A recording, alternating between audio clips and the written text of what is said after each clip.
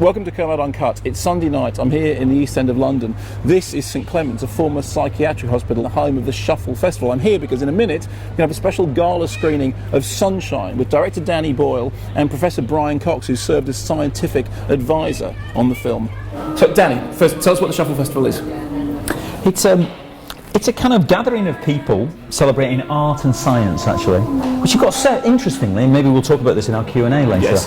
Have got separated, whereas the great tradition, of course, you think about Leonardo, Da Vinci and the Enlightenment, then when the arts and the sciences were completely linked together. Anyway, they got a bit separated, so this is a festival that celebrates them both. Our ultimate purpose is to make this space, in which this arts installation is happening at the moment, a community centre where events like this, you know, movies, special guests can come along. And we had Jarvis Cocker and Nick Rogue last night, and we had Julian Temple, and we got Richard Wilson tonight reading a story, and we had Irving Welsh reading a Christmas story. Now we're going to do a screening of Sunshine. We did a blog about Sunshine here on Kermode Uncut some time ago, and loads of people wrote in to say it was their favourite Danny Boyle film. I've always been a huge fan. Brian, what did you do on Sunshine? What was your official role? Well, official role, science consultant, but what actually it morphed into was talking a lot to the actors, wasn't it? Yes, I spent a lot of time with Cillian Murphy in particular.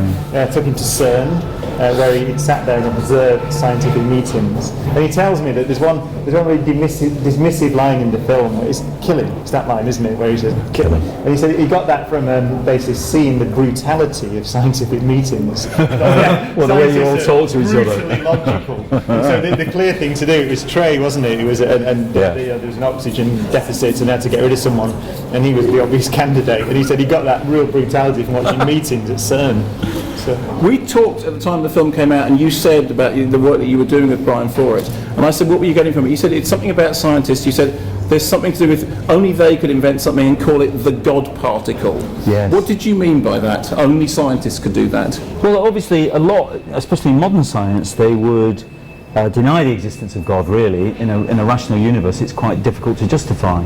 And yet, of course, the ultimate particle that they're chasing, they called it God's particle, really, or the Higgs boson particle, more accurately. Yeah. But it was chasing, and it's kind of chasing the beginning of existence, isn't it? What has what's the absolute beginning point, or what's the start? What's the smallest thing you can find? And our film is about, slightly implausibly, going to the centre of the sun, which is the source of all life in our solar system. It runs everything, and without it, it only needs to pulse once, and we're all finished, and everything's finished. For me, it's about the reaction to the power of nature, this overwhelming power, as represented by the sun in the film.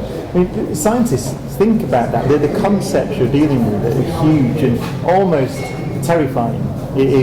Or you can be indifferent. I think there's a philosophical thing called indifferentism, isn't there? Which is essentially, I think most scientists either become indifferent because they know I'm observing nature, it's there, it's interesting, it's powerful and majestic, but I'm just interested.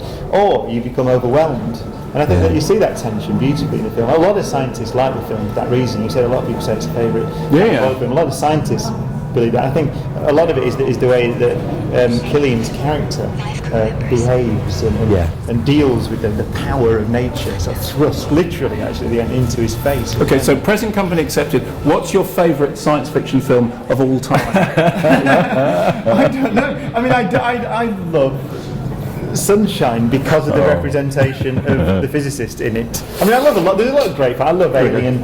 I love 2001. Sunshine's best science fiction ever made. I like Contact. I think Contact could be. I love the book more than the film. So I think maybe. You love the book of Contact more than the film of Contact? That's wrong. The film of Contact is better. It's a great film, but the book doesn't have Jodie Foster in it. That's true. But the best space book is Stanislav Lem's book Solaris, that Tarkovsky's film is based on, and that's the greatest piece of writing and filmmaking about space, I think, still. So he says that Sunshine is his favourite science fiction film. Who's your favourite scientist? Well, we went to this party where it was to actually celebrate his wedding anniversary, where everybody had to dress up in kind of a golden era of television. And of course, we talked about. I didn't turn up, but I should have turned up as one of the scientists from. Well, they were journalists really, rather than scientists from Tomorrow's World. Do you remember Tomorrow's World? Yes. Unbelievable! They were talking about these things. I remember them talking about phones that probably wouldn't have any wires and stuff like that. That was like outrageous at the time. Anyway, look. So we're really looking forward to the screening of Sunshine. I'm really looking forward to the discussion afterwards. If you had to say one thing about how this festival has gone, what would it be? How has this festival gone for you? Well, I can reveal to you exclusively, Mark, that, where is he? There's Dave. We've just been granted full planning permission for this building to be turned in. The fight that we've had on Shuffle and raising the profile of the land and showing how it can be used and people can gather was to try and get this planning permission, and we've just received it this week. So that's a wonderful... Congratulations. Yeah, no, seriously, it's That's like really, really special. And now all we need is 800 grand. Which is where you come in, Mark. Yeah, that's right. Yeah. Fundraising on the BBC, yeah? Is that What all you right? actually need is a release of Alien Love Triangle. That's the thing that hasn't happened yet. Anyway, thanks very much. See you on stage later on. Thanks very much. See you in a bit. Cheers, man. So there we go. Great night here at the Shuffle Festival, and demonstration once again that Sunshine really is Danny Boyle's overlooked masterpiece. Then again, everyone here at Kermode Uncut, we always knew that.